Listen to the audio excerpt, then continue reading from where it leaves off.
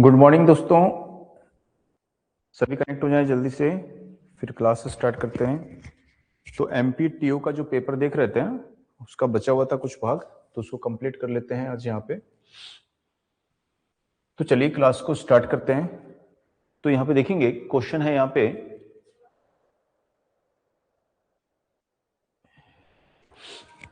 In a close circuit the sum of the current entering and leaving a node is 0। This is derived by using the, यानी कि कोई बंद परिपथ में प्रवेश करने वाले निकलने वाले बिंदु का कुल योग 0 होता है। तो देखो हिंदी और इंग्लिश में क्या अंतर आ जाता है।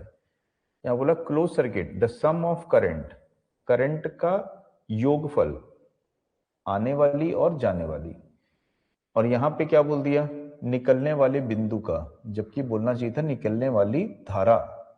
करंट आना चाहिए ना, यहाँ पे करंट छोड़ दिया, तो इसीलिए थोड़ा सा गड़बड़ हो जाता है हिंदी इंग्लिश क्वेश्चन में, है ना। इंग्लिश का सही लिखे रहता है, इंग्लिश का गड़बड़ करते हैं, इंग्लिश का सही लिखे रहता है, हिंदी का गड़बड़ कर देता है ना।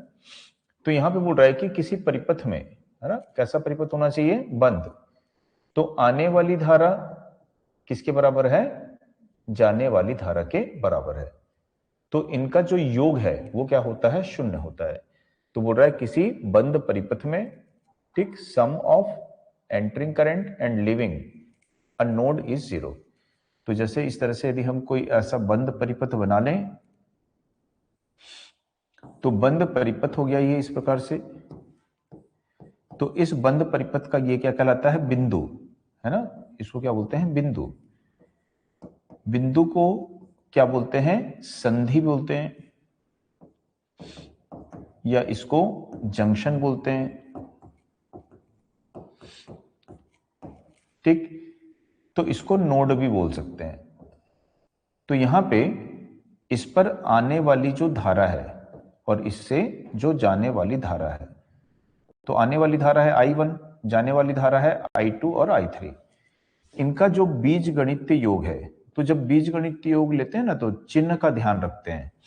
आने वाली धारा को यदि धनात्मक लेंगे तो जाने वाली धारा को क्या लेंगे, ऋणात्मक लेंगे। तो जाने वाली धारा है यहाँ पे I2, इसको ऋणात्मक लिए, और जाने वाली धारा है I3, इसको भी ऋणात्मक लिए। तो इन सभी को जोड़ेंगे, है ना, जिसमें ऋणात्मक चिन्ह है ऋणात्मक चिन्ह के साथ जोड़ेंगे, जिसमें धनात्मक चिन्ह है धनात्मक चिन्ह के साथ जोड़ेंगे। तो इन सभी का बीजगणितीय योग क्या होता है, 0। तो इसको लिखते हैं summation of all current is equal to क्या होता है, 0। तो सभी धाराओं का जो बीजगणितीय योग है वो 0 होता है। तो ये कौन सा नियम होता है, जिसको हम बोलते हैं KCL, किरचॉफ करंट लॉ, ठीक है। तो ये किरचॉफ करंट लॉ कहलाता है। तो किरचॉफ करंट लॉ इसमें कहां पे दिया है, देखो यहाँ पे, तो फैराडे का नियम दिया है। फैराडे का नियम नहीं होता है, ओम का नियम नहीं होता है, मैक्सवेल का नहीं होता है, किसका होता है, किरचॉफ का नियम होता है, ठीक है। ओम का नियम तो सबको पता ही है, क्या होता है, V is equal to IR, ये ओम का नियम है, ठीक है। फैराडे के तो अलग अलग नियम होते हैं। फैराडे का विद्युत चुंबकीय प्रेरण का नियम होता है, विद्युत अपघटन का नियम होता है ना। मैक्सवेल का जो नियम होता है ये हम किस में लेते हैं, ये लूप के लिए लेते हैं। जैसे लूप करंट होती है ना, ऐसा लूप करंट है I1, ये लूप करंट है I2, तो इसके लिए हम मैक्सवेल लूप करंट मेथड का यूज करते हैं, है ना।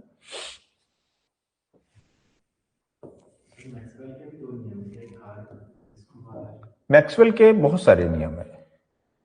मैक्सवेल का धारा का नियम है ना, धारा पता करने के लिए एंड रूल जैसे आप लोग पढ़ते हो ना, तो वैसा नियम होता है। मैक्सवेल का लूप करंट मेथड होता है ना, अलग अलग जगह पे अलग अलग तरह से उसको यूज किया जाता है।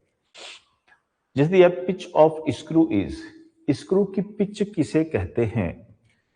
तो जैसे कि हम इस प्रकार से, ये आपका कोई बोल्ट है या कोई स्क्रू है ना, तो इसमें इस प्रकार से क्या बनी होती हैं, चूड़ियां बनी होती हैं। तो यहां पे देखेंगे कि जो एक चूड़ी है और ये दूसरी चूड़ी है, इन दोनों चूड़ी के बीच का जो क्षेत्र होता है इसको क्या बोलते हैं, इस स्क्रू का पिच बोलते हैं, सॉरी चूड़ी का पिच बोलते हैं, ठीक है। तो पिच का मतलब समझ में आया। तो एक चूड़ी और दूसरी चूड़ी, के बीच का जो क्षेत्र है उसको क्या बोला जाता है, पिच बोला जाता है। तो यहाँ पे स्क्रू की कुल लंबाई, स्क्रू का व्यास गलत हो जाएगा, स्क्रू द्वारा एक घूर्णन में तय की गई अक्षीय दूरी, स्क्रू के हेड का व्यास ये भी हो जाएगा। तो यदि स्क्रू को आप टाइट करोगे तो इस दिशा में कितनी दूरी एक घूर्णन में तय करेगा, जितना उसका पिच होगा। ठीक है, तो हम बोल सकते हैं कि axial distance travelled in one revolution of the screw. तो स्क्रू का पिच हम किसको बोलते हैं, तो दो चूड़ियों का अंतर। तो एक घूर्णी में एक चक्कर लगाने पे स्क्रू कितना आगे बढ़ेगा, जितना उसका पिच है उतना आगे बढ़ेगा। तो हम बोल सकते हैं स्क्रू द्वारा एक घूर्णन में तय की गई अक्षीय दूरी उसके पिच के बराबर होती है। ठीक है,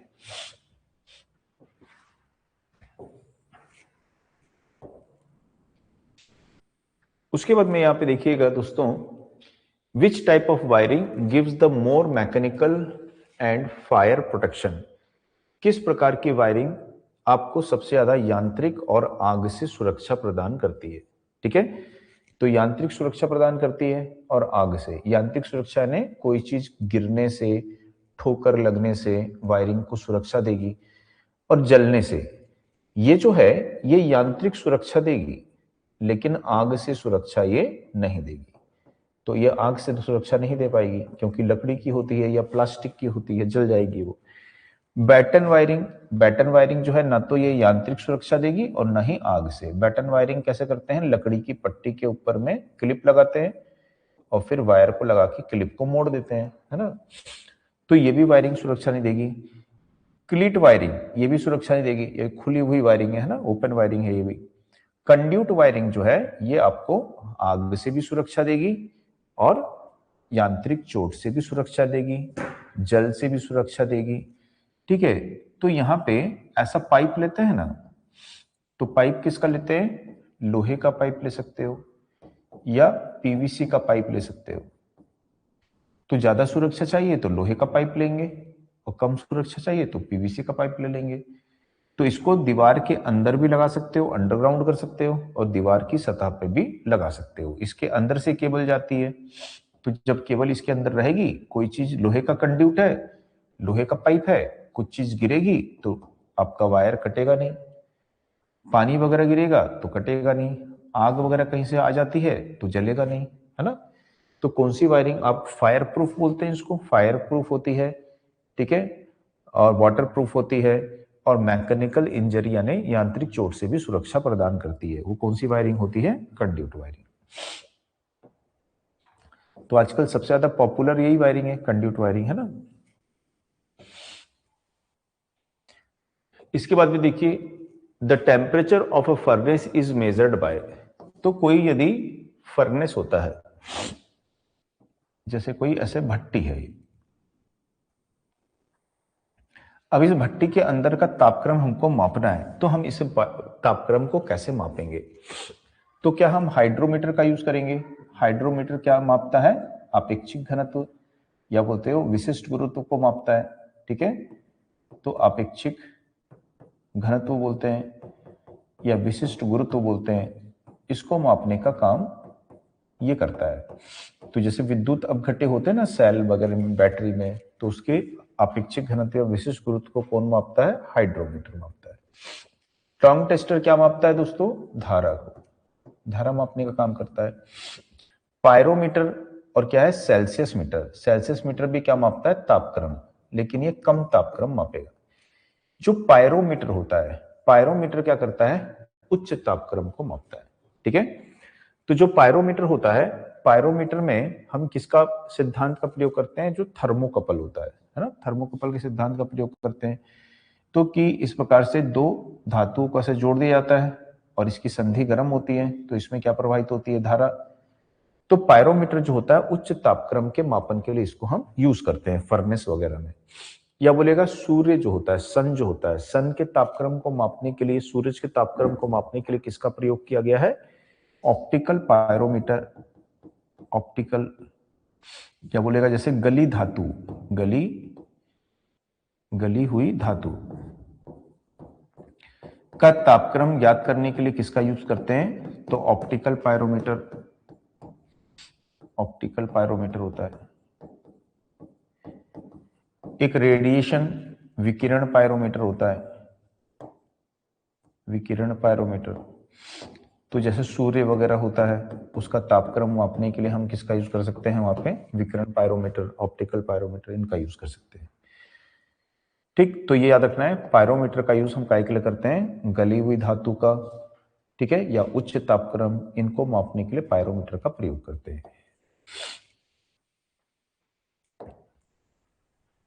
उसके बाद में the energy in lead acid battery is stored in the form of, तो ये तो सिंपल क्वेश्चन है कि सीसा संचायक सेल लेड एसिड बैटरी में ऊर्जा किस रूप में संचित होती है? तो किसी भी सेल में ऊर्जा किस रूप में संचित होती है? रासायनिक रूप में। ठीक है, सिर्फ किसको छोड़ करके? जो आपकी सोलर सेल होती है, सोलर सेल में वो सीधे सीधे वो रासायनिक ऊर्जा को संचित वो नहीं करती है। कौन सी सेल ऊर्जा को संचित नहीं करती है बोलेगा? तो सोलर सेल ऊर्जा को संचित नहीं करती है, वो सीधा प्रकाशीय ऊर्जा को विद्युत ऊर्जा में परिवर्तित कर देती है। ठीक है, जब तक प्रकाश गिरते रहेगा, प्रकाशीय ऊर्जा विद्युत ऊर्जा में परिवर्तित होते रहेगी। लेकिन जो हमारी ऐसी सेल जिसके अंदर में विद्युत अपघट्य भरे होते हैं, तो वो रासायनिक सेल होती हैं, और वो सेल जो होती हैं विद्युत ऊर्जा को रासायनिक ऊर्जा के रूप में परिवर्तित करती हैं। ठीक है, तो ये सब तो गलत ऐसा है ना? किस ऊर्जा में? रासायनिक ऊर्जा में। नाभिकीय ऊर्जा में कोई संचय होता है क्या? इसमें कोई संचय नहीं होता है। नाभिकीय ऊर्जा में क्या करते हो आप कि जो परमाणु पदार्थ होता है उस पे न्यूट्रॉन की बम्बारिंग कराते हो, और न्यूट्रॉन की जब हम बम्बारिंग कराते हैं तो क्या होता है? वहां पे न्यूट्रॉन की बम्बारिंग कराने पे नाभिक का विघटन होता है, विखंडन होता है ना? तो न्यूक्लियर फिजन बोलते हैं उसको। न्यूक्लियस फिजन के कारण क्या होता है? वहां पे ऊष्मा उत्पन्न होती है।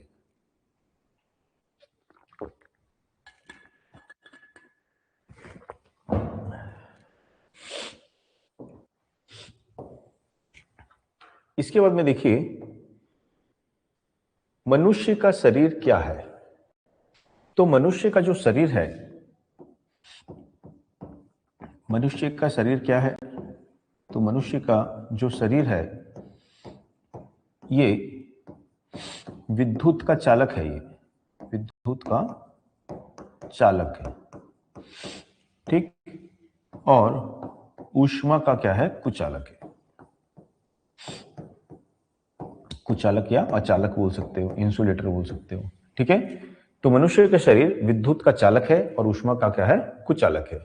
यहां पे क्या बोल रहा है कि मनुष्य का शरीर एक धातु है, एक अधातु है, एक चालक है, और एक क्या बोल रहा है? अचालक है।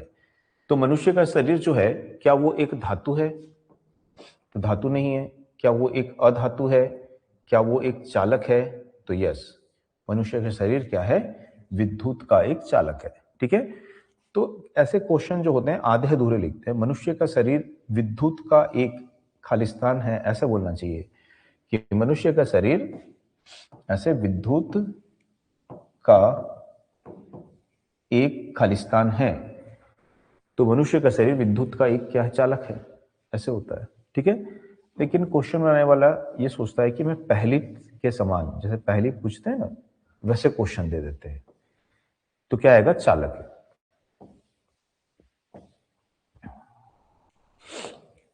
उसके बाद में देखिए, यहां पे दो लंबे समांतर धारा प्रवाहित चालक तारों के मध्य का बल इसके व्युत्क्रमानुपाती होता है। ठीक है, तो जैसे हम देखते हैं ना कि एक ये चालक तार है, इससे धारा प्रवाहित हो रही है I1, दूसरे चालक तार से धारा प्रवाहित हो रही है I2। ठीक, तो इसके चारों तरफ चुंबकीय क्षेत्र उत्पन्न होता है यहाँ पे, और इसके चारों तरफ भी चुंबकीय क्षेत्र प्रवाहित होता है। यदि दोनों में धारा की दिशा समान है, यदि ये यहाँ N ध्रुव बनाएगा, यहाँ S बनाएगा, तो ये भी यहाँ पे N ध्रुव बनाएगा और यहाँ पे S ध्रुव बनाएगा। तो N ध्रुव और S ध्रुव के मध्य कौन सा बल कार्य करेगा? यहाँ पे आकर्षण बल कार्य करेगा। यदि दो चालक तार समांतर में है और उनमें समान दिशा में धारा प्रवाहित हो रही है, तो उनके मध्य कौन सा बल कार्य करता है? आकर्षण बल कार्य करता है। ठीक है, समान दिशा में कौन सा बल कार्य करेगा? आकर्षण बल। और विपरीत दिशा में कौन सा बल कार्य करता है? प्रतिकर्षण बल। तो बोलता है कि ये जो बल कार्य करता है, इस बल का परिमाण कितना होता है? तो 2 × 10⁻⁻⁷ दोनों चालक की धाराओं का गुणनफल गुणित लंबाई, ठीक है। तो समांतर तार यदि ऐसे हैं तो इनकी लंबाई क्या होगी, बराबर होगी। तो एक ही बार यहां पे ऐसे लंबाई ले ली, ठीक है। और बटा इनके बीच क्या होती है, दूरी होती है। तो इनके बीच की दूरी का क्या कर देंगे यहाँ पे, भाग, ठीक। तो ये सूत्र होता है। तो इतने न्यूटन का जो बल है वो यहाँ पे कार्य करता है। चाहे आकर्षण बल है, समान दिशा है तो आकर्षण, विपरीत दिशा होगी तो प्रतिकर्षण।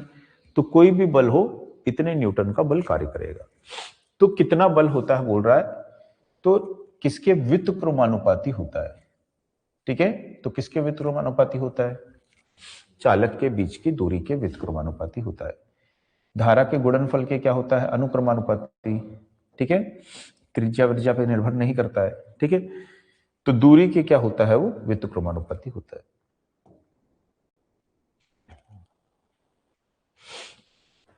In an alternating current RMS stands for, यानी कि जो प्रत्यावर्ती धारा में आरएमएस का क्या मतलब होता है, फुल फॉर्म पूछा है इसका। तो आरएमएस को क्या बोलते हो, रूट मीन स्क्वायर, हिंदी में बोलते हैं वर्ग माध्य मूल, ठीक। तो यहां पे रूट मीन स्क्वायर वैल्यू इसको बोलते हैं। तो ये आपका रूट मीन स्क्वायर वैल्यू आएगा, ठीक। तो ऐसे क्वेश्चन भी आते हैं, इतने इजी हैं, देखो, है ना। इसके बाद में देखिए यहाँ पे स्क्रू जैक में सामान्य रूप से खालिस्तान होते हैं, ठीक है। अमेरिकन थ्रेड्स होते हैं, ब्रिटिश थ्रेड होते हैं, अक्ष में होते हैं, स्क्वायर होते हैं। तो स्क्रू जैक में पिछले बार भी पेपर में आया था ये, है ना, कि स्क्रू जैक जो होता है इसमें जो थ्रेड होते हैं वो कैसे थ्रेड होते हैं, इस प्रकार से स्क्वायर थ्रेड। स्क्वायर थ्रेड का प्रयोग हम काय के लिए करते हैं, उच्च भार, अधिक भार जहां होता है ना, उसको उठाने के लिए या उसको संभालने के लिए इनका प्रयोग किया जाता है, ठीक है। तो स्क्रू जैक में कैसे थ्रेड होते हैं, स्क्वायर यानी वर्गाकार थ्रेड होते हैं, है ना। स्क्वायर लिख दिया है, स्क्वायर को वर्गाकार बोल सकता है, वर्गाकार थ्रेड को चूड़ी बोल सकता है, तो वर्गाकार चूड़ी होती है ना।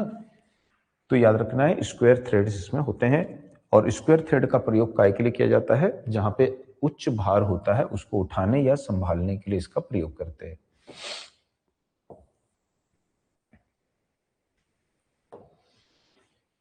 जब कुंडली में डीसी धारा प्रवाहित हो जाती है तो इन the coil if a DC current is passed, ठीक है।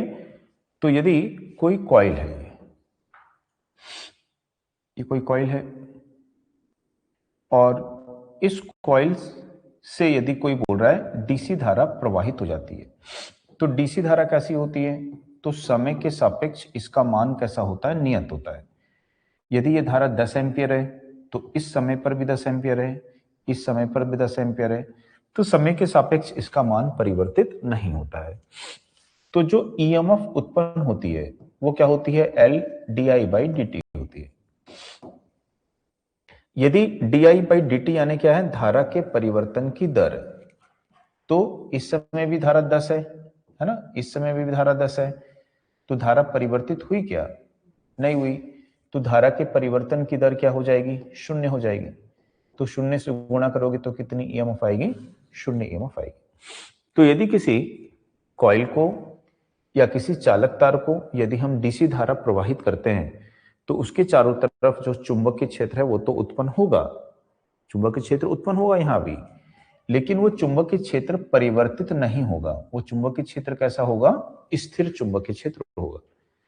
तो जब तक चुंबकीय क्षेत्र परिवर्तित नहीं होता है तब तक ईएमएफ प्रेरित नहीं होती है। तो ईएमएफ का मान क्या हो जाएगा, वहां पे शून्य होगा। समझ में आया। लेकिन ऐसे भी पूछ सकता है कि जैसे कि मान लो जो कोई कॉइल है और यहाँ पे ये एक स्विच है ना, इसको हमने डीसी सप्लाई दी है।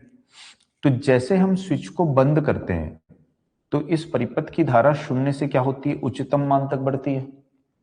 तो अभी धारा में क्या हो रहा है, परिवर्तन हो रहा है, तब यहां पे क्या होगी, ईएमएफ उत्पन्न होगी, ठीक। या मान लो अभी यहाँ पे कितनी धारा प्रवाहित हो रही है, 10 एम्पियर की। इस स्विच को जैसे ही हम खोलेंगे, यहाँ पे इस स्विच को खोलेंगे तो फिर से धारा अधिकतम से न्यूनतम होगी, तो धारा में फिर से परिवर्तन होगा, तो फिर क्या होगी, ईएमएफ उत्पन्न होगी।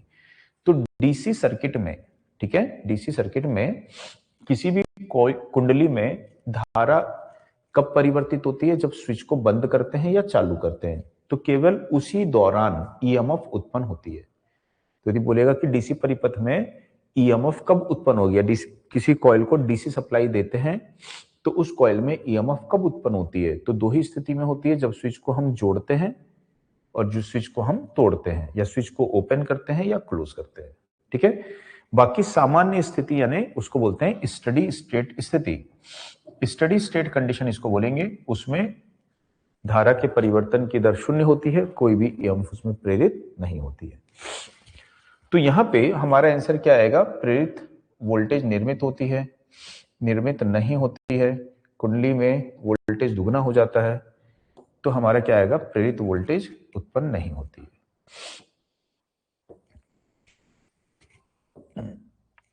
यही फैराडे का नियम भी है ना, विद्युत चुंबकीय प्रेरण का। उसके बाद में देखिए, which of the following semiconductor device does not have negative resistance characteristics? इसमें से किसमें ऋणात्मक प्रतिरोध का अभिलक्षण नहीं होता है? तो यदि हम देखेंगे कि एससीआर का जो अभिलक्षण है वो इस प्रकार से होता है ऐसे, ठीक। तो एससीआर में यहां पे यदि हम देखेंगे कि वोल्टेज क्या हो रही है? घट रही है, और धारा क्या हो रही है? बढ़ रही है। सामान्यतः ओम का नियम क्या बोलता है कि धारा वोल्टेज के अनुक्रमानुपाती होती है कि नहीं?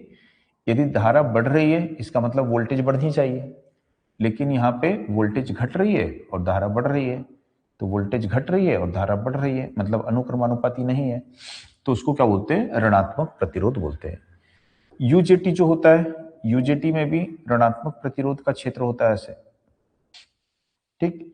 तो यहां पे हम देखते हैं कि ये जो है इसकी वोल्टेज होती है और यहाँ पे ये करंट होती है, तो ये इसमें ऋणात्मक प्रतिरोध का क्षेत्र कहलाता है, ठीक। इसके अलावा जो टनल डायोड होता है, टनल डायोड, इसमें भी क्या होता है? ऋणात्मक प्रतिरोध का क्षेत्र होता है। तो किस किस में ऋणात्मक प्रतिरोध होता है?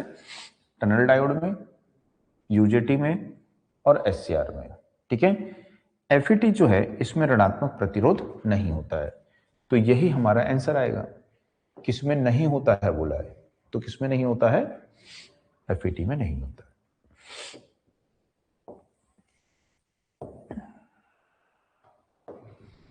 उसके बाद में देखिए, संधारित्र की धारिता खालिस्तान के द्वारा प्रभावित नहीं होती है। तो संधारित्र जो होता है ना, संधारित्र में दो चीजें होती हैं, एक होती है इसकी धारिता, ठीक।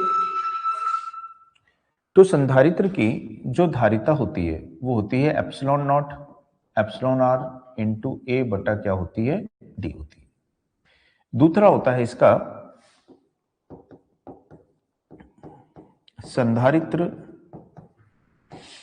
प्रतिघात होता है। तो जो संधारित्र प्रतिघात होता है ये होता है 1/2 पाई एफसी होता है। समझ में आया? तो यहां पे हमको किसके बारे में पूछा गया है? तो हमको किसके बारे में पूछा गया है? धारिता के बारे में। तो इसको हम क्या बोलते हैं? ये धारिता होती है, कैपेसिटेंस होता है। तो धारिता किस पर निर्भर करती है? तो माध्यम की विद्युतशीलता पर निर्भर करती है, ठीक है। दूसरा, प्लेट के क्षेत्रफल पर निर्भर करती है, और किस पर निर्भर करती है? प्लेटों के बीच की दूरी पर, ठीक है। प्रतिघात यदि बोलता तो हम बोलते किस पर निर्भर करता है? वो आवृत्ति पर निर्भर करता है, ठीक है। तो बोल रहा है कि संधारित्र की धारिता किससे प्रभावित होती है? तो प्लेट के क्षेत्रफल से प्रभावित होती है, प्लेट के बीच की दूरी से प्रभावित होती है, परावैद्युत सामग्री से, ये परावैद्युत सामग्री यानी विद्युत जो परावैद्युत माध्यम है उसकी विद्युतशीलता होती है तो उससे भी प्रभावित होती है। फ्रीक्वेंसी से प्रभावित नहीं होती है। तो किससे नहीं होती है? वही हमारा आंसर होगा। समझ में आ गया? यदि बोलता प्रतिघात तो ये किससे प्रभावित होता है? फ्रीक्वेंसी से होता है, ठीक है।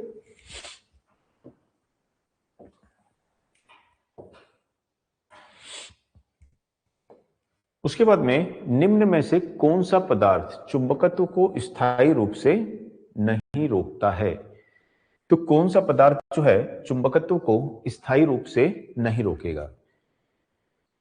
तो स्थायी रूप से नहीं रोकेगा कहने का मतलब है कि जब हम क्या बनाते हैं, स्थायी चुंबक बनाते हैं ना, तो स्थायी चुंबक किसको बोलते हैं? स्थायी चुंबक किसको बोलेंगे? जो चुंबक के गुणों को यानी चुंबकत्व को अपने अंदर स्थायी रूप से धारण कर लेता है ना, उसको क्या बोलते हैं हम? स्थायी चुंबक बोलते हैं। कि उसका चुंबकत्व हो जो है वो समाप्त नहीं होता है, कमजोर नहीं होता है, तो उसको स्थायी चुंबक बोलते हैं। तो स्थायी चुंबक का मतलब क्या हो गया? उसके अंदर में चुंबक के गुण धारण रहेंगे। तो कौन कर सकता है ये? अपने अंदर में चुंबक के गुणों को स्थायी रूप से कौन धारण कर सकता है? तो वो होता है कठोर लोह चुंबकीय पदार्थ, जिसको हम बोलते हैं हार्ड फेरोमैग्नेटिक मटेरियल, कठोर लोह चुंबकीय पदार्थ। और ये क्या होता है? जैसे कि एल्निको होता है, एलिनी होता है, एल्कोमैक्स होता है ना, ये मिश्र धातुएं हैं। तो ये धारण करती हैं, ठीक है। नरम इस्पीत कभी भी, नरम लोहा जो है वो कभी भी धारण नहीं करेगा, ठीक है। तो यदि बोलेगा जो स्टेनलेस स्टील है, ये स्टेनलेस स्टील जो है ये धारण करेगा क्या? नहीं करेगा, ठीक है। नहीं रोकता है, कौन सा पदार्थ स्थायी रूप से नहीं रोकता है बोल रहा है, तो कठोर स्टील क्या करेगा? रोकेगा, ठीक है। निकल कोबाल्ट है ना, ये देखो निकल कोबाल्ट क्या करेगा? मिश्र धातु रोकेगा। स्टेनलेस स्टील भी क्या करेगा? रोकेगा। कौन नहीं रोकेगा बोलेगा? तो मृदु लोहा यानी सॉफ्ट, तो उसको बोलते हैं सॉफ्ट फेरोमैग्नेटिक मटेरियल। तो सॉफ्ट जो फेरोमैग्नेटिक मटेरियल होते हैं, यानी इसको बोलते हैं नरम लोह चुंबकीय पदार्थ। तो ये जो पदार्थ होते हैं इनका प्रयोग हम कहां पे करते हैं? जहां पे हमको अस्थायी चुंबक बनाना है, अस्थायी चुंबक, ठीक है। तो जैसे विद्युत मशीनें होती हैं, विद्युत मशीनों की जो कोर होती है वो किसकी बनाई जाती है? सॉफ्ट फेरोमैग्नेटिक मटेरियल की बनाएंगे, ठीक है। तो ये आसानी से चुंबकित हो जाती हैं और आसानी से विचुंबकित भी हो जाती हैं, ठीक।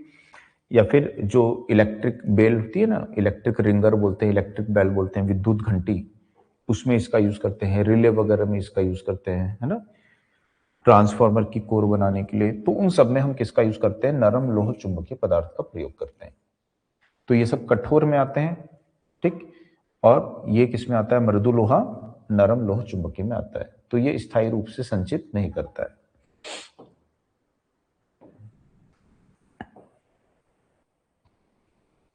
इसके बाद में देखिए जयावक्री तरंग रूप का औसत मान होता है। तो जयावक्री जो तरंग है ना, इस प्रकार की जो तरंग है, इस तरंग को क्या बोलते हैं हम? कि ये जयावक्री तरंग है, ठीक। यदि इस तरंग को हम इस प्रकार से बना देंगे तो इस तरंग को क्या बोलेंगे? ये कोज्जिया है। ये पहले वाली जया है, जया को बोलते हैं साइन, इसको बोलते हैं कोज्जिया, कोज्जिया को बोलते हैं कोसाइन, ठीक। तो साइन का बोले या कोसाइन का बोले, दोनों का समान रहेगा। कौन सा मान? जो औसत मान है, आरएमएस मान है, ठीक है। तो हम पढ़ते हैं कि जो साइन वेव होती है, साइन वेव, इसका जो औसत मान होता है, ठीक। तो हम पढ़ते हैं यहां पे कि ये होता है 2 पाई इंटू 2 इंटू उच्चतम मान मैक्सिमम मान बटा क्या होता है? पाई, ठीक। या फिर हम बोल सकते हैं कि 2 को यदि पाई से भाग दोगे तो क्या आएगा? 0.637 गुणित क्या आएगा? उच्चतम मान आएगा। अभी आपकी यदि वोल्टेज है तो वोल्टेज का औसत मान क्या होगा? तो हम बोलेंगे 2Vm/पाई, या बोलेंगे 0.637 गुणित Vm। अब ये Vm क्या है? तो ये जो शिखर मान होता है, इस शिखर मान को क्या बोलते हैं? यहाँ पे Vm बोलते हैं, ठीक। यदि धारा है तो धारा का क्या हो जाएगा औसत मान 2Im/π, तो 2 गुणित उच्चतम मान, 2 गुणित उच्चतम मान बटा पाई। ठीक, तो ये क्या हो जाएगा 0.637 बटा क्या होगा Im। यदि बोलता आरएमएस मान, यदि बोलता आरएमएस मान, तो आरएमएस मान हम क्या बोलते हैं Im/√2, उच्चतम मान बटा √2। ठीक है, तो इसको क्या लिखते हैं 0.07, 0.707। यदि वोल्टेज होता क्या लिखते हैं Vm/√2, क्या लिखते हैं 0.707 Vm। समझ में आया? तो औसत मान हमेशा क्या होता है 2 गुणित उच्चतम मान। ठीक है, तो 2 गुणित उच्चतम मान बटा पाई, इसमें 2 नहीं है, ये गलत हो गया, इसमें भी नहीं है, इसमें भी नहीं है, तो क्या आएगा 2 गुणित उच्चतम मान बटा पाई आ जाएगा। ठीक है, तो ये 2 गुणित उच्चतम मान बटा पाई आ जाएगा। इसके बाद में देखिए परिनालिका के कोर का प्रयोग किया जाता है, the core of solenoid is used. ठीक है, तो हम देखेंगे कि जो परिनालिका है, ये परिनालिका किसको बोलते हैं कि जैसे एक लोहे का टुकड़ा ले लिए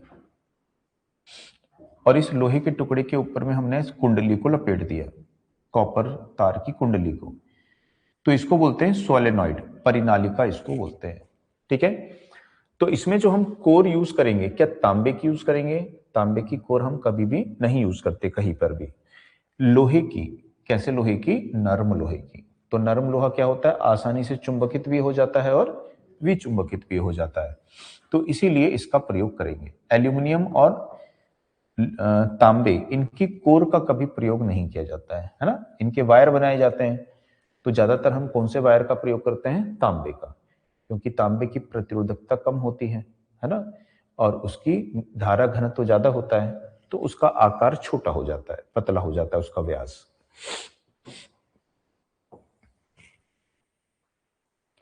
इसके बाद में देखिए the effect of armature reaction is, armature प्रतिक्रिया का क्या प्रभाव होता है? तो आर्मेचर प्रतिक्रिया किसमें होती है? डीसी जनरेटर में होती है, डीसी मोटर में होती है और अल्टरनेटर में होती है ना, यानी सिंक्रोनस मशीन में होती है। तो आर्मेचर प्रतिक्रिया किसको बोलते हैं कि जो हमारा जनरेटर होता है, हमारे जनरेटर में क्या होता है यहाँ पे, एक तो होता है आर्मेचर, ये आर्मेचर के कंडक्टर होते हैं यहाँ पे इस प्रकार से, और ये हमारे मुख्य ध्रुव होते हैं, एन ध्रुव होता है और एस ध्रुव होता है। तो ये एन ध्रुव है, ये एस ध्रुव है। ये हमारा होता है MNA, मैग्नेटिक न्यूट्रल एक्सिस, या इसी को हम अभी GNA भी बोलते हैं। तो जब हमारी मोटर मशीन के ऊपर कोई भार नहीं होता है, तो MNA और GNA दोनों कैसे होते हैं? एक ही अक्ष पर स्थित होते हैं, तो MNA और GNA में कोई अंतर वहां पे नहीं होता है। ठीक है, तो क्या होता है कि यहाँ पे जो N पोल से S पोल की दिशा में ऐसे चुंबकीय फ्लक्स जा रही है सीधी सीधी। ठीक, तो चुंबकीय फ्लक्स जो है अभी कैसे जा रही है? यहाँ पे सीधी सीधी जा रही है, लेकिन हम देखते हैं कि इनमें से यदि धारा प्रवाहित होती है, ये चालक तार है आर्मेचर के, तो आर्मेचर तार, चालक तार से यदि यहाँ पे धारा प्रवाहित होगी, तो यहाँ पे ऐसा चुंबकीय क्षेत्र उत्पन्न हो जाएगा और यहाँ पे भी चुंबकीय क्षेत्र उत्पन्न हो जाएगा। ये कौन उत्पन्न किया है? तो आर्मेचर की धारा। तो आर्मेचर की जो धारा है ये चुंबकीय क्षेत्र उत्पन्न की है, और आर्मेचर की धारा का ये चुंबकीय क्षेत्र, ये मुख्य पोल का जो चुंबकीय क्षेत्र सीधा सीधा जा रहा है उसको प्रभावित करता है। तो दो तरह से प्रभावित करता है, एक तो क्या करता है उसको बीच से ऐसे क्रॉस कर रहा है, तो हम क्या बोलेंगे? क्रॉस मैग्नेटाइजिंग प्रभाव कर रहा है, यानी कि उसको ऐसे बीच से तोड़ने की कोशिश कर रहा है। और दूसरा क्या करता है? मेन पोल की फ्लक्स के विपरीत होता है और उसको कमजोर करने की कोशिश करता है। तो क्रॉस मैग्नेटाइजिंग प्रभाव पहले होता है, तो क्रॉस मैग्नेटाइजिंग प्रभाव के कारण जो ये सीधी सीधी चुंबकीय बल रेखाएं जा रही थी ये ऐसे बैंड हो जाती हैं, ये इस प्रकार से ऐसे बैंड हो जाएंगी। समझ में आया? तो उसके कारण हम देखेंगे कि जो MNA होता है वो MNA यहां पे आ जाएगा। तो हम तो यही मान के चल रहे थे MNA, हमने कार्बन ब्रश यहीं पे रखे थे पहले, तो यहां पे अब क्या होने लगेगी? स्पार्किंग होने लगेगी। ठीक है, तो आर्मेचर रिएक्शन के हम दो प्रभाव पढ़ते हैं, एक पढ़ते हैं क्रॉस मैग्नेटाइजिंग, क्रॉस मैग्नेटाइजिंग प्रभाव, और दूसरा हम पढ़ते हैं डीमैग्नेटाइजिंग प्रभाव। तो इस प्रभाव के कारण कार्बन पे क्या होती है, स्पार्किंग होती है, और इस प्रभाव के कारण जो फ्लक्स है वो क्या होती है, कमजोर हो जाती है। ठीक, तो यहां पे क्या बोल रहा है, यहां पे बोल रहा है the effect of armature reaction is, armature का क्या प्रभाव होता है, तो रिड्यूस्ड इन ईएमएफ। ठीक है, तो शुरू में देखेंगे दो प्रभाव है, इनका परिणाम स्वरूप फ्लक्स कमजोर होने से ईएमएफ क्या होती है, कमजोर हो जाती है। ठीक है, दूसरा बोल रहा है आयरन हास में वृद्धि, तो आयरन लॉस थोड़ा बहुत बढ़ता है, किसके कारण से, फ्लक्स के डिस्टॉर्शन के कारण। ठीक है, तो आयरन लॉस में वृद्धि होती है। कम्यूटेटर पर स्पार्किंग होती है, तो कम्यूटेटर पर भी स्पार्किंग होती है, तो ये भी होता है, ये भी होता है, ये भी होता है, तीनों होते हैं। ठीक, यहां पे क्या दिया है, ईएमएफ कमजोर होती है, तो ईएमएफ भी कमजोर होती है। ठीक है, और क्या दिया हुआ है, reduced in EMF, increase in iron loss, iron loss बढ़ता है तो वो भी होता है, तो ये सभी प्रभाव होते हैं। ठीक है ना, अब लेकिन किसी एक को चुनना है तो अब किसको चुनेंगे हम, जिसमें दो प्रभाव एक साथ दिए हुए हैं, है ना, तो वैसे इस क्वेश्चन के लिए हम आपत्ति दर्ज करा सकते हैं। ठीक है ना, क्योंकि इसके सभी आंसर क्या हैं, सही है। ईएमएफ कमी भी होती है, रिड्यूस्ड इन ईएमएफ, विद्युत ईएमएफ भी कम होती है, आर्मेचर में प्रेरित ईएमएफ का मान घट जाता है, आयरन लॉस बढ़ता है, ये भी बढ़ता है, स्पार्किंग भी बढ़ती है, ये सभी कारण होते हैं। ठीक है, तो कुछ क्वेश्चन ऐसे रहते हैं जिनमें आप आपत्ति दर्ज करा सकते हो। ठीक है, तो इसके हिसाब से हम इसको चुन सकते हैं, है ना, क्योंकि इसमें दो प्रभाव एक साथ दिए हुए हैं, तो कभी भी इसका क्वेश्चन आएगा जिसमें सभी आंसर सही हैं, लेकिन एक अलग से ऑप्शन बना हुआ है जिसमें दो वैल्यू एक साथ दी हैं, तो उसको टिक कर लेना वहां पे। ठीक है,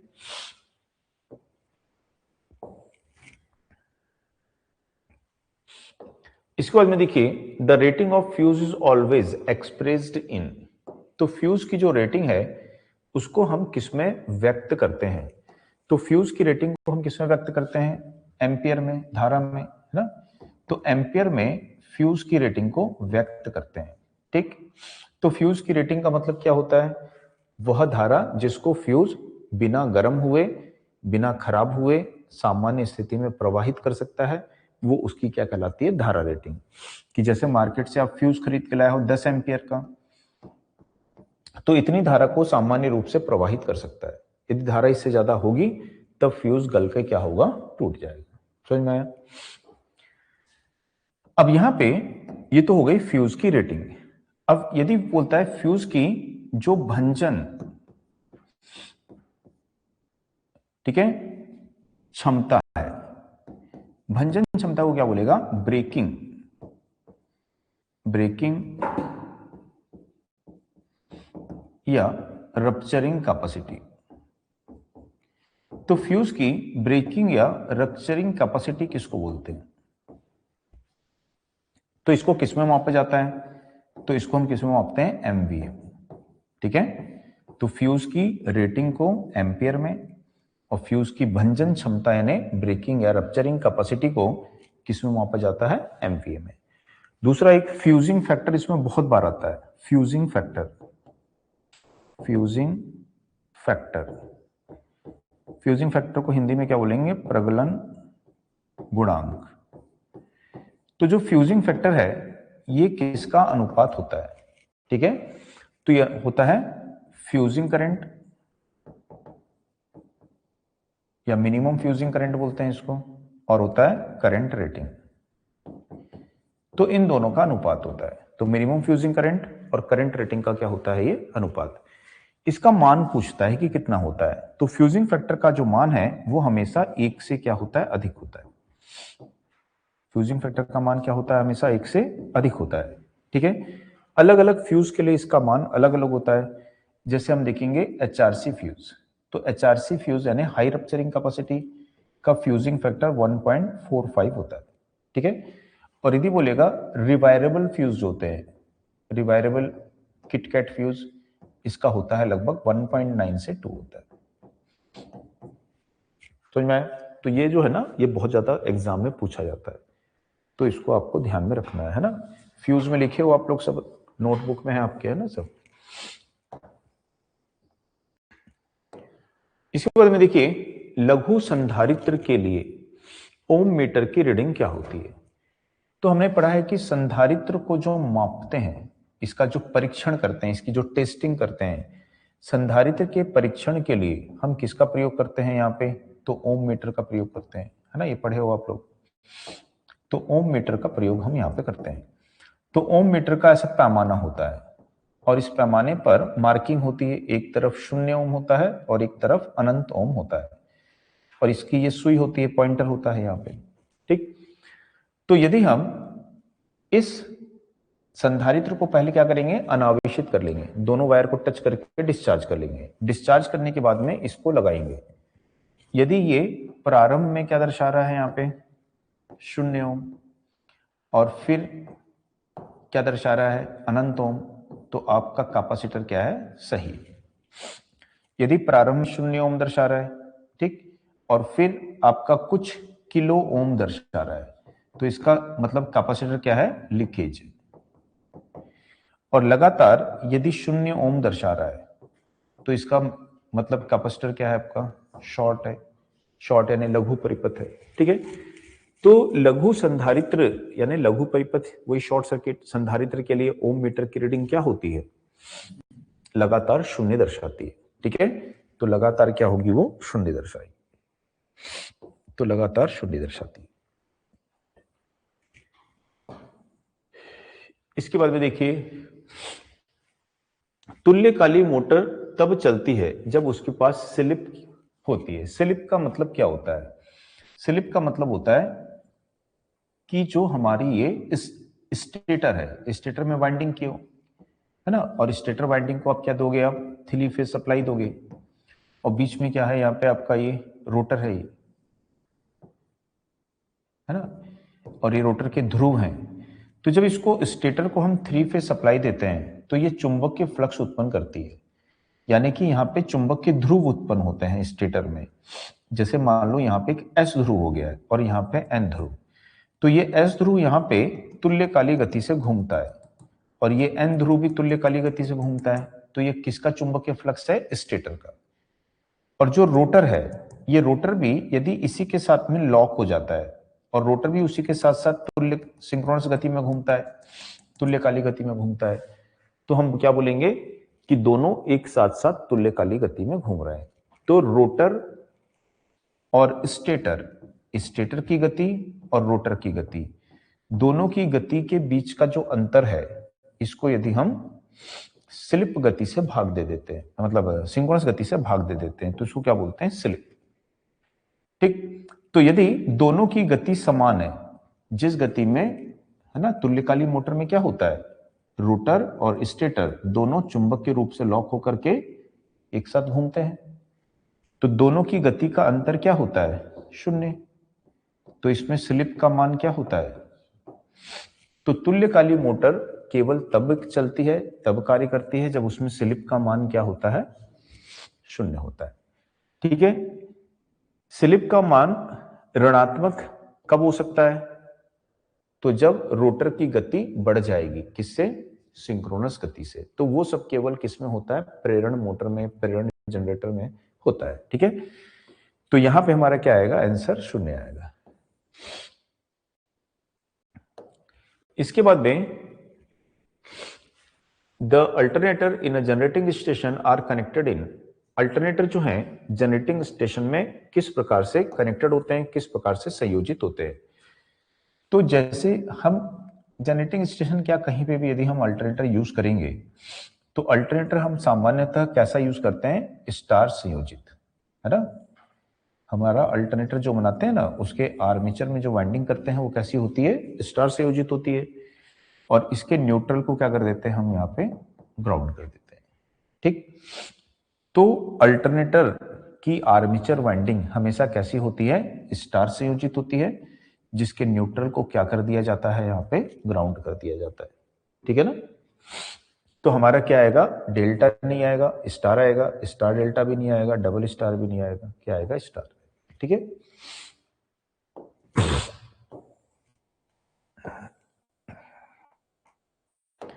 इसके बाद में कौन सी फ्यूज तार में तीव्र पिघलने का गुण होता है, ठीक है। तो जो ब्रॉन्ज है फ्यूज पदार्थ के रूप में हम किसका यूज करते हैं? तो फ्यूज जो पदार्थ है इसके रूप में हम किसका प्रयोग करते हैं? तो इसके रूप में हम यूज करते हैं तांबा, copper, silver, aluminium, lead, tin. ठीक है, तो इन सब का यूज हम यहां पे करते हैं, और जिंक का भी प्रयोग किया जा सकता है। ठीक है, जिंक भी आप लिख सकते हो। तो इनमें आदर्श फ्यूज पदार्थ किसको बोलते हैं? तो आदर्श फ्यूज पदार्थ क्या होता है? सिल्वर होता है। ठीक है, लेड और टीन की मिश्र धातु का प्रयोग हम किस में करते हैं? तो लेड और टीन की मिश्र धातु का 10 एम्पियर तक की धारा, 10 एम्पियर तक की धारा है परिपथ में। ठीक है, तो उस परिपथ में हम लेड और टीन की मिश्र धातु का फ्यूज बनाते हैं, तार बनाते हैं, उसको लगाते हैं, जिसमें लेड कितना होता है? 63% और टीन कितना होता है? 37% होता है। ठीक, अब यहां पे जो ब्रॉन्ज है इसका प्रयोग करते हैं क्या? नहीं करते हैं, इन दोनों का करते हैं, लेकिन बोल रहा है कि तीव्र पिघलने का गुण, तीव्र पिघलने का मतलब जल्दी से पिघल जाएगा तीव्रता से, है ना, जैसी करंट बढ़ेगी उसका तापक्रम आएगा, तुरंत पिघल जाएगा। तो वो कौन सा होता है? आदर्श फ्यूज पदार्थ। कौन होता है? सिल्वर। तो सिल्वर में ही क्या होता है? तीव्र पिघलने का गुण होता है। आदर्श फ्यूज पदार्थ किसको बोलते हैं? जिसमें सभी प्रकार के गुण मौजूद हैं, है ना, तो उसको आदर्श फ्यूज बोलते हैं। तो सिल्वर इसका आंसर आएगा। इसके बाद में अनिरंतर हल्के और भारी लोड के लिए चक्के के साथ कौन सी डीसी मोटर होती है?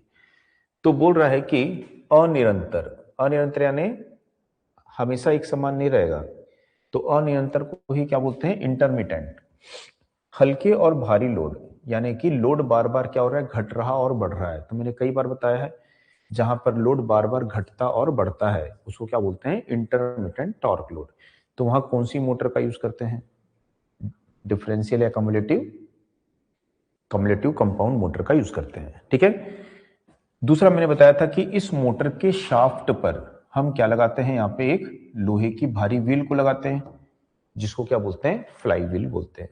ठीक है, तो हम शंट मोटर का यूज नहीं करेंगे, श्रेणी का यूज नहीं करेंगे, डिफरेंशियल का यूज तो किया ही नहीं जाता है ना, प्रयोगशालाओं या अनुसंधान के लिए करते हैं। तो किसका करते हैं? कम्युलेटिव। तो जहां पर लोड बार बार घटता और बढ़ता है तो वहां के लिए हम कम्युलेटिव कंपाउंड मोटर का यूज करते हैं, और उसके शाफ्ट पर लोहे की एक भारी व्हील को लगाया जाता है, जिसको फ्लाई व्हील या फ्री व्हील उसको बोला जाता है।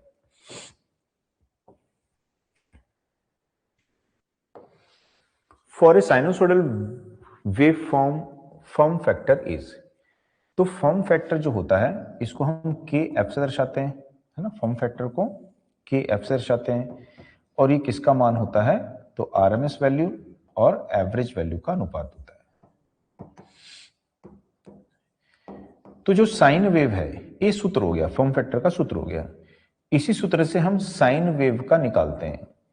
किसी भी वेव का निकालना है तो इसी सूत्र से निकालो। तो साइन वेव का फॉर्म फैक्टर जब इस सूत्र से निकालते हैं तो वो कितना आता है? 1.11 आता है। तो इससे हमको क्या फायदा होता है? तो इससे हमको फायदा ये हो जाता है कि जब आगे हम कभी भी गणना करेंगे, यदि हमारे पास औसत मान है तो इन दोनों की गुणा कर देंगे, तो हमको क्या मिल जाएगा? उसका आरएमएस मान मिल जाएगा। ठीक है ना, इसलिए निकाल के रख लेते हैं पहले से। तो अब साइन वेव चाहे छोटी हो चाहे बड़ी हो, उसका फॉर्म फैक्टर इतना ही रहेगा। यदि आपको बोल दिया कि भाई साइन वेव है, इसका आयाम है 10 वोल्ट, और कोई साइन वेव है और इसका जो आयाम है वो है 1000 वोल्ट, तो दोनों के फॉर्म फैक्टर में किसका फॉर्म फैक्टर ज्यादा होगा? तो दोनों का समान रहेगा। ठीक है, जो फॉर्म फैक्टर होता है वो तरंग की आकृति पर निर्भर करता है कि उसकी आकृति कैसी है, उसके परिमाण पर, उसके मैग्नीट्यूड पर निर्भर नहीं करता है। तो वोल्टेज या करंट का मैग्नीट्यूड बढ़े या घटे, उसका यदि आकृति ज्यावक्री है तो साइन वेव का फॉर्म फैक्टर हमेशा 1.11 ही रहेगा। समझ में आया? दूसरा कि यदि बोलता है जो पूर्ण तरंग दिष्टकारी होता है, पूर्ण तरंग दिष्टकारी, इसको यदि आप साइन वेव दे रहे हो यानी फुल वेव रेक्टिफायर, तो उसका फॉर्म फैक्टर भी सेम होता है। यदि अर्ध तरंग दिष्टकारी है यानी कि हाफ वेव रेक्टिफायर है और इसको आप जयावक्री तरंग दिए हो, तो उसका फॉर्म फैक्टर कितना हो जाता है यहाँ पे 1.57 हो जाता है। ठीक। और यदि बोलेगा वर्गाकार, वर्गाकार या आयताकार तरंग है, तो वर्गाकार या आयताकार तरंग है तो इसका फॉर्म फैक्टर कितना होता है, हमेशा 1 होता है। समझ में आए? तो ये भी क्वेश्चन बहुत बार आते हैं एग्जाम में, ध्यान रखिए। तो यहां पे हमारा आंसर आ गया 1.11।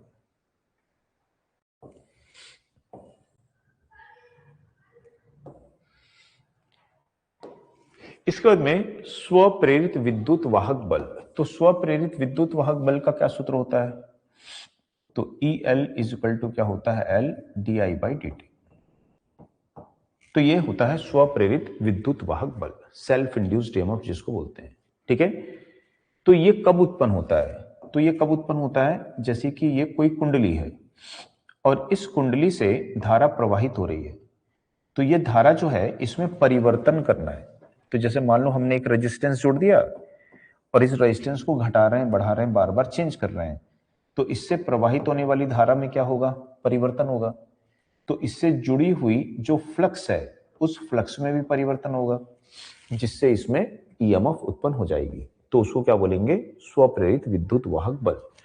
ठीक। तो किस कॉइल में होता है, एक ही कॉइल में। स्व का मतलब स्वयं की धारा में परिवर्तन के कारण, इस कॉइल की स्वयं की धारा में परिवर्तन के कारण स्वयं में जो ईएमएफ उत्पन्न होती है उसको क्या बोलते हैं, स्वप्रेरित ईएमएफ। ठीक है। यदि हम दो कुंडली बना देते हैं ऐसा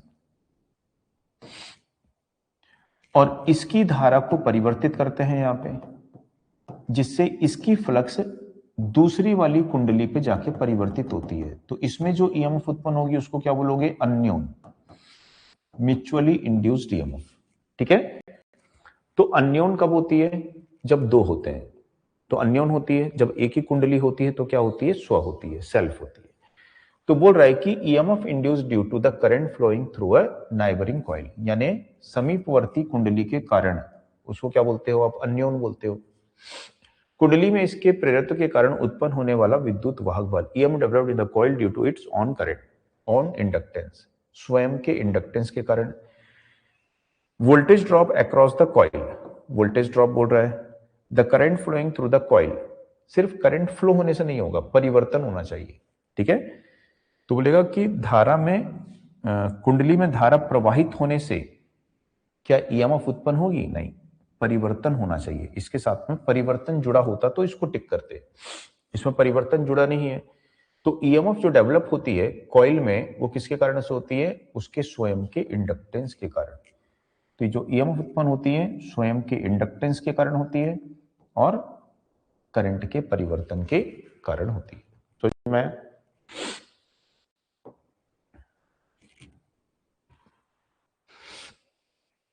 इसके बाद में what is the type of power station is at Bhakra, Bhakra Nangal dam. Bhakra Nangal बांध पड़े हो ना, कहां पे है, सतलुज नदी में, पंजाब में।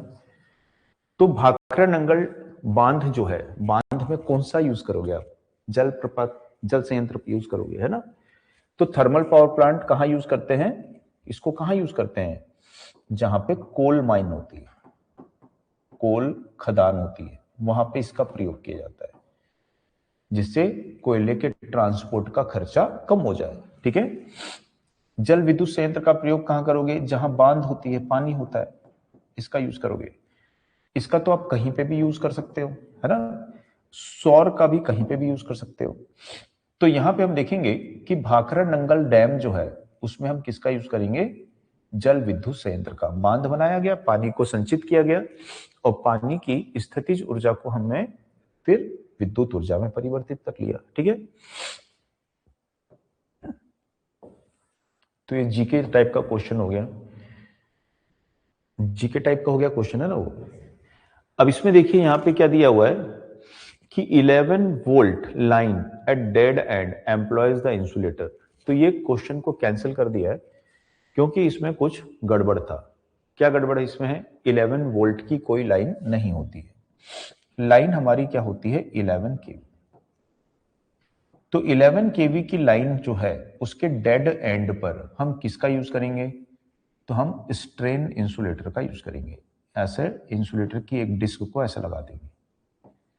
ठीक है, ये लाइन का अंतिम छोर है, यहां आ जाएगा। ठीक, यदि हमारी लाइन 11 केवी से कम होती है तो कौन सा यूज करते हैं? शैकल। ठीक, तो हम किसका यूज करेंगे? यहाँ पे डिस्क का यूज करेंगे। तो यहाँ पे ये क्वेश्चन था गलत, इसलिए कैंसिल कर दिया है, क्योंकि 11 वोल्ट की जगह क्या लिखना था उसको? 11 केवी, और आंसर क्या आना चाहिए था? डिस्क आना चाहिए था। तो आंसर भी गलत दिया है, पिन, है ना? तो पिन तो डेड एंड पे यूज किया ही नहीं जाता है।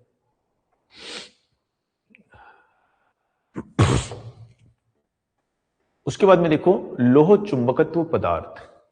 लोह चुंबक पदार्थ, लोह चुंबकत्व पदार्थ किसको बोलते हैं? फेरोमैग्नेटिक मटेरियल, जैसे कि आपका आयरन है, निकल है, कोबाल्ट है, ठीक है, स्टील है। तो ये जो है ये लोह चुंबकीय पदार्थ के अंतर्गत आते हैं। ठीक, तो बोल रहा है कि अच्छे चालक होते हैं, किस चीज के वो नहीं लिख रहा है। गुड इंसुलेटर होते हैं, तो इंसुलेटर किस चीज के वो भी नहीं लिख रहा है। Same as that of diamagnetic material, प्रति चुंबकीय पदार्थों के समान होते हैं। स्ट्रांगली अट्रैक्ट बाय मैग्नेट, तो ये चुंबक के द्वारा क्या होते हैं? बहुत ज्यादा, क्योंकि इनकी जो क्या होती है? चुंबकशीलता। चुंबकशीलता को क्या बोलते हो? परमिएबिलिटी। कैसी होती है ये? हजारों में होती है। तो जिसकी चुंबकशीलता हजारों में होती है, वो लोहे के वो पदार्थ चुंबक के द्वारा क्या होता है? बहुत ज्यादा तीव्र बल से आकर्षित होता है और प्रतिकर्षित भी होता है। ठीक है, तो यहां पे हम देखेंगे स्ट्रांगली अट्रैक्टेड बाय क्या होगा? मैग्नेट। उसके बाद में हो रहा है कि एसीएसआर चालक में स्टील तार का क्या कार्य है। तो एसीएसआर चालक किसको बोलते हैं? जिसके बीच में क्या होता है? स्टील की कोर। कौन से स्टील? गैल्वेनाइज्ड स्टील की कोर। और उसके चारों तरफ में क्या होते हैं? समान व्यास के एल्यूमिनियम के चालक होते हैं, है ना? तो ये एल्यूमिनियम चालक है और बीच में क्या है? गैल्वेनाइज्ड स्टील की कोर है। गैल्वेनाइज्ड आयरन, गैल्वेनाइज्ड स्टील की कोर है यहाँ पे। ठीक, तो होता क्या है कि हम ट्रांसमिशन लाइन में एल्यूमिनियम का प्रयोग करना चाहते हैं, है ना? ट्रांसमिशन लाइन में चालक के रूप में किसका प्रयोग करना चाहते हैं? एल्यूमिनियम। क्योंकि एल्यूमिनियम कैसा होता है? सस्ता भी होता है, हल्का भी होता है। लेकिन इसके साथ में एक दिक्कत क्या है कि इसकी जो टेंजाइल स्ट्रेंथ है वो क्या होती है? कम। यदि इसको हम खींच करके बांधेंगे तो ये क्या होगा? वहां पे टूट जाएगा। तो इसकी टेंजाइल स्ट्रेंथ को बढ़ाने के लिए ही हम किसका प्रयोग करते हैं यहाँ पे?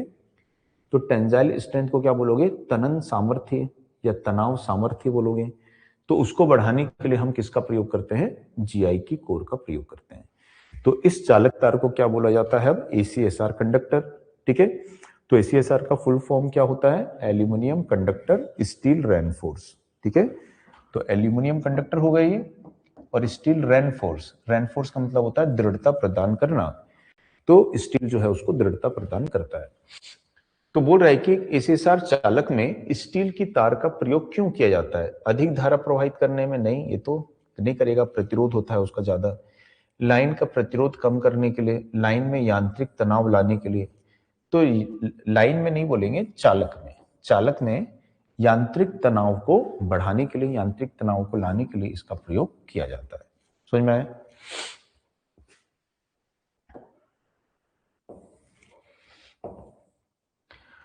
इसके बाद में देखिए, उत्सर्जक और संग्राहक के बीच में न्यून प्रतिरोध रीडिंग लगभग होती है। तो ये पूछ रहा है किसके बारे में? ट्रांजिस्टर। अब नाम नहीं दिया, उत्सर्जक संग्राहक बस लिख दिया, है ना? तो नाम देना चाहिए था उसको कि ये एनपीएन ट्रांजिस्टर होते हैं और पीएनपी ट्रांजिस्टर होते हैं। तो इसमें इस प्रकार से टर्मिनल होते हैं। एक होता है आपका अमीटर, इसको बोलते हैं उत्सर्जक, इसको बोलते हैं बेस यानी आधार होता है ये, और इसको बोलते हैं कलेक्टर, कलेक्टर यानी संग्राहक होता है।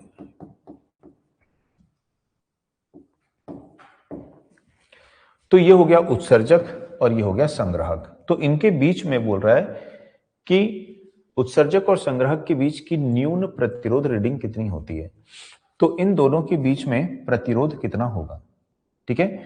तो प्रतिरोध कितना होगा, तो यदि हम यहाँ पे सप्लाई देंगे और सप्लाई देके मापेंगे कि प्रतिरोध की वैल्यू कितनी है, तो प्रतिरोध क्या होगा, बहुत ज्यादा होगा। समझ में आया।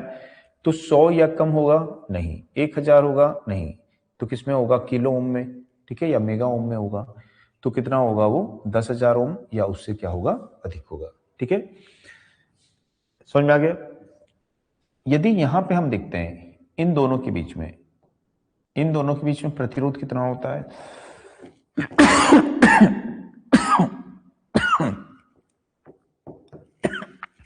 तो 1 ओम से 25 ओम, क्योंकि ये जंक्शन कैसा होता है, फॉरवर्ड बायस में होता है। इन दोनों के बीच में रिवर्स बायस होता है, तो उसका प्रतिरोध यहां पे लगभग होता है 40,000 ओम या फिर 1,00,000 ओम होता है, ठीक है। तो यदि जर्मेनियम है तो 40,000, सिलिकॉन है तो 1,00,000 ओम होता है। तो क्या होगा, 10,000 से तो ज्यादा ही रहेगा, है ना।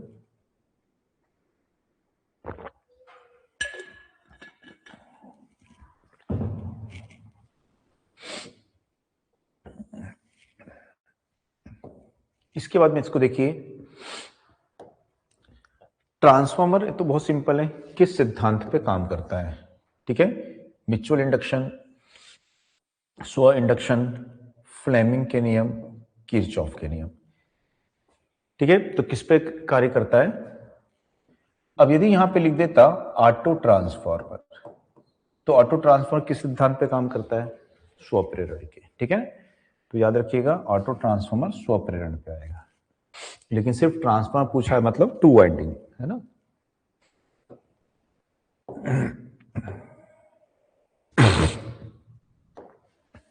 जब 2 वॉटमीटर का प्रयोग 3 फेज संतुलित परिपथ की शक्ति को मापने के लिए किया जाता है और 1 वॉटमीटर की रीडिंग ऋणात्मक होती है, तो इसका मतलब लैग कोण है, ठीक है। तो ये जो क्वेश्चन है 2 वॉटमीटर वाला बहुत बार आता है, याद रखना है, मैंने आपको बताया है कि ये आपका पावर फैक्टर एंगल है, ठीक है, ये पावर फैक्टर है और ये वॉटमीटर की रीडिंग है। यदि एंगल है 0, पावर फैक्टर कितना होता है, इकाई, दोनों वॉटमीटर की रीडिंग कैसी होती है, बराबर और धनात्मक। यदि जो एंगल है वो बढ़ गया आपका और कितना हो गया 30 डिग्री, तो पावर फैक्टर क्या होता है 0.866। एक वॉटमीटर की रीडिंग दूसरे का क्या होती है, दुगना हो जाती है। यदि एंगल है 60 डिग्री, पावर फैक्टर हो जाएगा 0.5। तो एक वॉटमीटर कुल पावर मापेगा और दूसरे की रीडिंग क्या हो जाएगी, 0। यदि 60 डिग्री से ज्यादा बढ़ता है, यानी कि 90 डिग्री बढ़ता है, तो पावर फैक्टर हो जाएगा 0। ये वॉटमीटर की रीडिंग और ये वॉटमीटर की रीडिंग, दोनों की रीडिंग कैसी होगी, बराबर, लेकिन एक की रीडिंग क्या होगी, तो 60 डिग्री पे 0 हो जाती है। जैसे ही 60 से कोण बढ़ता है तो रीडिंग क्या होती है, ऋणात्मक हो जाती है, ठीक है। 1 वॉटमीटर की रीडिंग ऋणात्मक होती है, इसका मतलब लैग का कोण कितना है, तो 0 डिग्री है क्या, 30 डिग्री है क्या, 45 डिग्री क्या, 60 पे नहीं, ऋणात्मक का मतलब 60 से क्या होना चाहिए, ज्यादा होना चाहिए, ठीक है।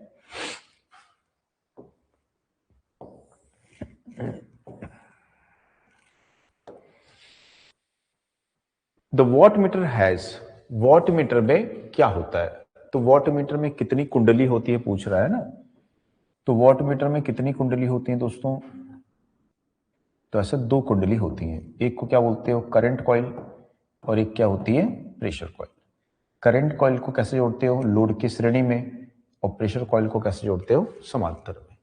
तो वॉटमीटर में एक धारा कुंडली होती है, एक पोटेंशियल, एक करंट, एक पोटेंशियल, तो यही आएगा, ठीक है। तो तो ये आंसर आ जाएगा। सिंपल सिंपल क्वेश्चन है, देखो इससे ज्यादा तो आप कितना पढ़ते हो, बहुत ज्यादा पढ़ते हो नहीं, तो ये सब क्वेश्चन तो ऐसे ही बन जाएंगे आपसे, जो नोट्स पढ़ रहे हो ये सब क्वेश्चन तो ऐसे ही बन जाएंगे, है ना। नोट्स जो आप बना रहे हो उसमें तो इसरो इसरो सब एग्जाम निकल जाएगा आपका। उसमें देखिए ए श्रेणी की आग को बुझाने के लिए, तो आग को अलग अलग भागों में बांटा गया है ना। तो ए श्रेणी की जो आग है ये किस में आती है, ठोस पदार्थ जो होते हैं, ठोस पदार्थ जैसे आपका हो गया कपड़ा हो गया, लकड़ी हो गई,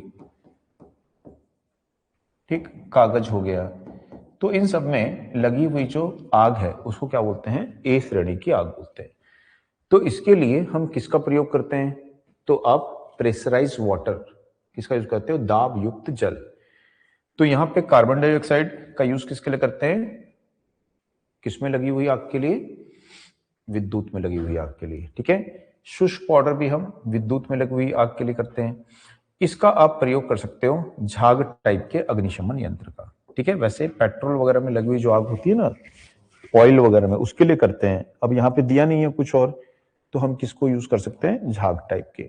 झाग क्या करता है पता है, कि जैसे कोई पदार्थ है ये, है ना, और ये जल रहा है, यहाँ पे इसमें आग लगी हुई है, तो आग लगने के लिए क्या क्या चाहिए होता है, तो आग लगने के लिए आपको क्या चाहिए होता है, ऑक्सीजन चाहिए होती है ना, ज्वलनशील पदार्थ चाहिए आपको, जलने वाला पदार्थ चाहिए, है ना, तभी आग वहां पे लगेगी। तो ये जो झाग वाला अग्निशमन यंत्र क्या करता है, इसके ऊपर झाग को छोड़ देता है, ऐसे इसके ऊपर ऐसा झाग आ जाएगा चारों तरफ। तो जब झाग आ जाएगा इसके ऊपर, तो इसका जो संपर्क है वो वातावरण से कट जाएगा, तो वातावरण से इसको क्या मिलना बंद हो जाएगी, ऑक्सीजन मिलना बंद हो जाएगी, तो ये आग इसकी बुझ जाएगी, है ना। इसी सिद्धांत पे काम करता है, ठीक है। इसके बाद में देखेंगे यहां पे डीसी मशीन के कम्यूटेटर सामान्य रूप से किसके बने होते हैं, तो डीसी मशीन का कम्यूटेटर कैसे बनाते हो, तो हम क्या लिखते हैं, हार्ड ड्रॉन कॉपर। तो कॉपर को कठोर करते हैं और कठोर करके उसको बनाया जाता है, तो उसको हार्ड ड्रॉन कॉपर उसको बोलते हैं, ठीक। तो कम्यूटेटर के सेगमेंट्स हम कैसे बनाते हैं, कम्यूटेटर सेगमेंट्स कैसे होते हैं, बेलनाकार होता है कम्यूटेटर ऐसा, तो इसमें हम इस प्रकार से ऐसे क्या लगाते हैं, अभ्रक माइका लगाते हैं। तो ये आपका अभ्रक हो गया, ये अभ्रक हो गई, ये अभिरक हो गई, ठीक। और आपके यहां पे इस प्रकार से क्या हो जाते हैं, कम्यूटेटर सेगमेंट्स ऐसे बना देते हैं इसको। तो कम्यूटेटर के सेगमेंट्स जो हम बनाते हैं, तो इसको माइका के द्वारा ऐसे इंसुलेट कर देते हैं, तो इस तरह से ये ऐसे इंसुलेटेड होते हैं। तो ये एक सेगमेंट, ये दूसरा सेगमेंट, तीसरा सेगमेंट, चौथा सेगमेंट, और ये क्या है, अभ्रक है, माइका है। यदि पूछेगा कम्यूटेटर सेगमेंट को किसके द्वारा इंसुलेट किया जाता है, माइका के द्वारा उसको इंसुलेट करते हैं, ठीक। तो हम क्या बोलेंगे, हार्ड ड्रॉन तो लिखा नहीं है, चांदी का नहीं बनाएंगे, चोरी हो जाएगा, बहुत महंगा हो जाएगा। एल्यूमिनियम का बनाएंगे नहीं, करंट घनत्व तो कम होता है इसका। पीतल जो है इसका यूज नहीं करते हैं, चालक नहीं है ये बहुत अच्छा, तांबे का यूज करेंगे, ठीक है।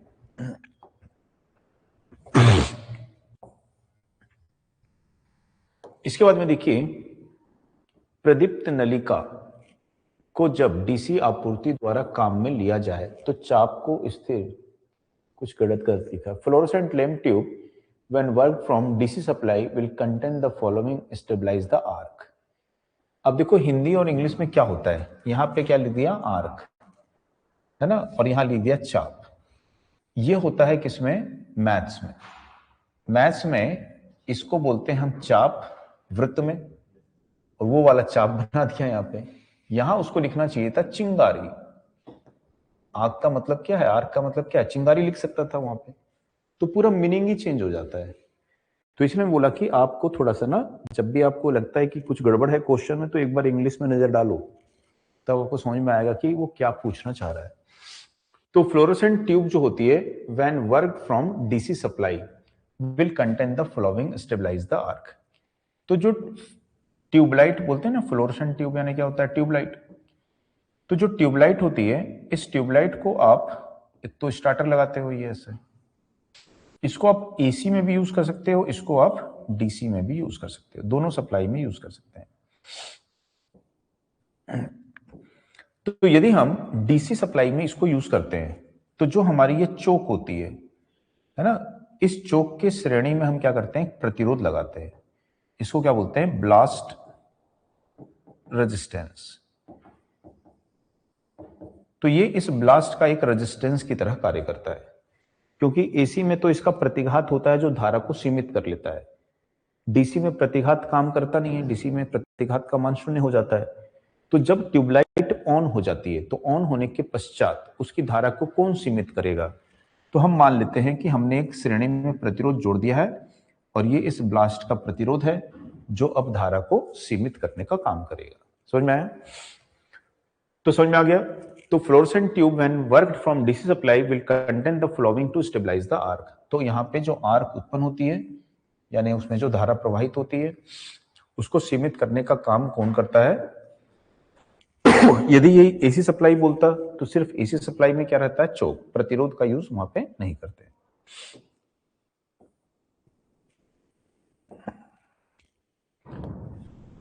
तो कल बताया था ना, जितने भी डिस्चार्ज लैंप हैं उसमें हम उच्च रिसाव प्रतिघात का यूज करते हैं, है ना, एसी सप्लाई में। Sensitive of voltmeter is given by, तो वोल्टमीटर की सुग्राहिता किसके द्वारा दी जाती है? तो वोल्टमीटर की सेंसिटिविटी क्या होती है? Reciprocal of full scale deflection current, या फिर इसको क्या बोलते हैं, ओम पर वोल्ट। ठीक, तो ओम पर वोल्ट में इसको यहां पे दर्शाया जाता है। ठीक, तो रेसिप्रोकल ऑफ क्या है, पूर्ण विक्षेपण धारा भी दिया है, दोनों आ गया है तो दोनों आ जाएगा। ठीक है, तो ए और बी दोनों आ जाएगा। समझ में आया?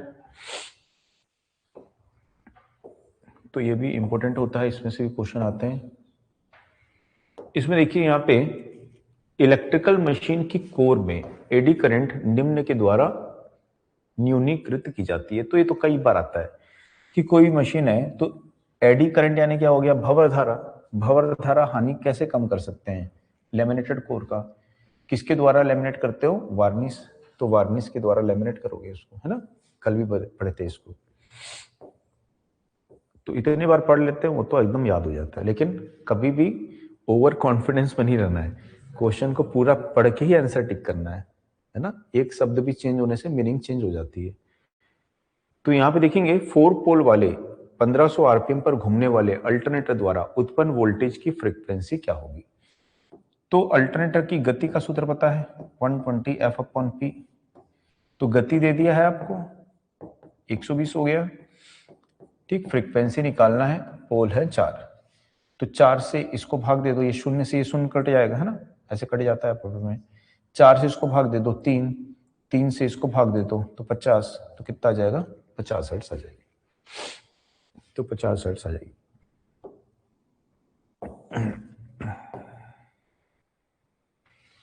इसके बाद में देखिए, निलंबित विद्युत रोधी की तरह प्रयोग में लाए जाने वाले डिस्क। तो निलंबित का मतलब क्या होता है, सस्पेंशन। सस्पेंशन किसी को बर्खास्त कर देते हैं ना, क्या बोलते हैं उसको, सस्पेंड कर दिए। तो उसी सस्पेंशन, इसको हम क्या बोलते हैं, सस्पेंशन इंसुलेटर। ऐसे लटके हुए होते हैं ना ये, तो इनको क्या बोलते हैं हम यहाँ पे, सस्पेंशन इंसुलेटर। और नीचे से इसमें क्या जाता है, यहाँ पे चालक ऐसे जाता है। तो बोल रहा है कि इसमें जो डिस्क यूज कर रहे हैं ये सब डिस्क टाइप इंसुलेटर हैं।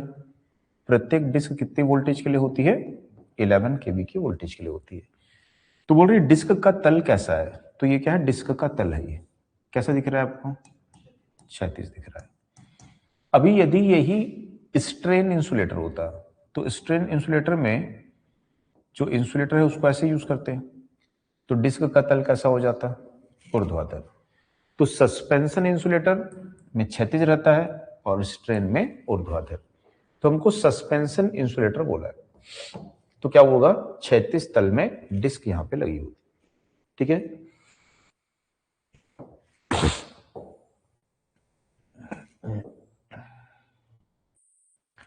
इसके बाद देखिए, when load on a normally excited synchronous motor is increase its power factor tends to. तो यदि हम देखें कि सिंक्रोनस मोटर का जो वेक्टर हमने बनाया था यहाँ पे, तो हमने इस प्रकार से पढ़ा था कि ये वोल्टेज है और ये बैक ईएमएफ है, ये लोड एंगल है, ये परिणामी वोल्टेज है और ये आर्मेचर करंट है। ये हमेशा 90 डिग्री रहता है और आर्मेचर करंट वोल्टेज से क्या कर रही है, 5 डिग्री से लैग कर रही है। ठीक, तो बोल रहा है कि कौन सा उत्तेजन है सामान्य रूप। सामान्य उत्तेजन किसको बोलते हैं, जिसमें बैक ईएमएफ और आरोपित वोल्टेज दोनों क्या होते हैं, बराबर होते हैं। ठीक, अब भार को बढ़ाएंगे। भार किसके ऊपर बढ़ाते हो, शाफ्ट के ऊपर। तो जब शाफ्ट के ऊपर भार को बढ़ाओगे तो सबसे पहले क्या बढ़ता है, भार एंगल, लोड एंगल बढ़ जाता है, तो लोड एंगल बढ़ जाएगा। ठीक, इसके कारण इन दोनों में सदिश अंतर बढ़ जाएगा। सदिश अंतर बढ़ने से आर्मेचर करंट बढ़ जाएगी और वोल्टेज से क्या करेगी, ज्यादा एंगल से ये लैग करेगी। समझ में आया? तो क्या क्या बढ़ता है, तो भार बढ़ाने पर भार एंगल बढ़ता है, परिणामी वोल्टेज बढ़ती है, आर्मेचर करंट बढ़ती है और वोल्टेज से ज्यादा एंगल से लैग करती है, यानी पावर फैक्टर घट जाता है। ठीक है, तो यहां पे बोल रहा है यूनिटी की तरफ पहुंचता है। यूनिटी पहुंचता तो ऊपर की तरफ इसके फेज में पहुंचता, यूनिट नहीं पहुंच रहा है, अपरिवर्तित रहता है, लीडिंग से अधिक हो जाता है, लैगिंग से अधिक हो जाता है। तो बोल रहा है कि उसका जो शक्ति गुणांक है वो लैगिंग से क्या हो जाता है, लैगिंग तरफ में क्या हो जाता है, घट जाता है। तो क्या बोलेंगे, लैगिंग में घटता है। शक्ति गुणांक बोल रहा है, यदि पहले उसका शक्ति गुणांक लैगिंग में 0.9 था तो अब ये घट के कितना हो गया, 0.6 हो गया। तो लैगिंग साइड में क्या हो रहा है, घट रहा है। ठीक है ना। यदि बोलता पावर फैक्टर एंगल तो हम क्या बोलते कि बढ़ता है। पावर फैक्टर एंगल क्या हो रहा है, बढ़ रहा है। तो ये जो क्वेश्चन है इसका आंसर गलत है, ये है ना। ये क्या बोल रहा है, लैगिंग से अधिक हो जाता है, गलत है। तो ये क्वेश्चन यहां पे लैगिंग से अधिक नहीं होगा, लैगिंग साइड में क्या होगा, शक्ति गुणांक उसका घटेगा, है ना। तो पावर फैक्टर जो है लैगिंग साइड में क्या होगा, घटेगा। समझ में आया? हाँ, कोण बढ़ेगा, पावर फैक्टर घटेगा। ठीक, समझ में आया? तो इतने क्वेश्चन थे इसमें, तो ये फिनिश होता है यहाँ पे। अब बाकी जो है उसको नेक्स्ट क्लास में देखते हैं आगे, है ना, और पेपर दूसरे।